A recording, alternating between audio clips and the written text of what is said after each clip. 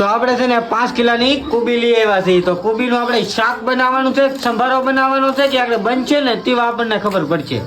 તો શાકું એ પેલા છે ને 2 ફાડા કરી નાખી. 2 ફાડા કરી નાખ્યા પછી આપણે છે ને 4 ફાડા કરવાના છે. એ એવા છીએ આપણે ખમણી. તો હાલો આ કોબી છે ને બધી આપણે ખમણીમાં છે ને ખમણી નાખવાની છે. તો આપણે છે ને હવે કોબી છે ને બધી ખમણી નાખી છે. તો આપણે છે ને મેંદાનો લોટ લઈ આવ્યા છીએ ને કોબી છે ને આપણે ખમણી નાખી છે ને મસાલો બનવા મળ્યો છે. તો આજ બનાવવાની છે આપણે મંચુરિયમ. તો આપણે છે ને મસાલો છે ને મરચાનો ને એનો બનાવ્યો હતો દેશી મસાલો. તો આપણે છે ને હાજીનો લઈ લીધો છે. તો આપણે છે ને મેંદાનો લોટ નાખી દીધું છે ને સીધો છે આપણે જો ઘઉંનો લોટ બાંધી એ ટાઈપના બનાવવા મળ્યા છીએ.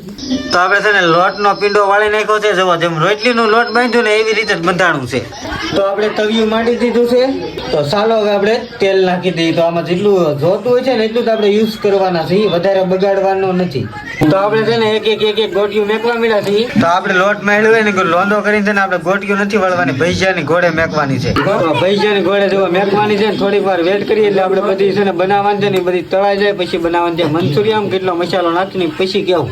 તો આપણે છે ને આપણે આવા 4-5 ઘાટ છે ને આપણે શેડવી નાખ્યા છે ને જોવા થઈ ગઈ છે મંચુરિયમ મસ્ત મજાનું. તો આની મારી પાસે ને જે આપણે સોસ ને એવું 2-3 મસાલો નાખવાના બાકી છે. તો આપણે મંચુરિયમ બનાવતા છે ને ગોટિયું બધાને છે ને વેસવામાં પૂરી થઈ ગઈ. બોલો મંચુરિયમ ને આપણે સોસ નાખવાનો તો રોજ નહીં. તો બધા ખાઈ ગયા છે.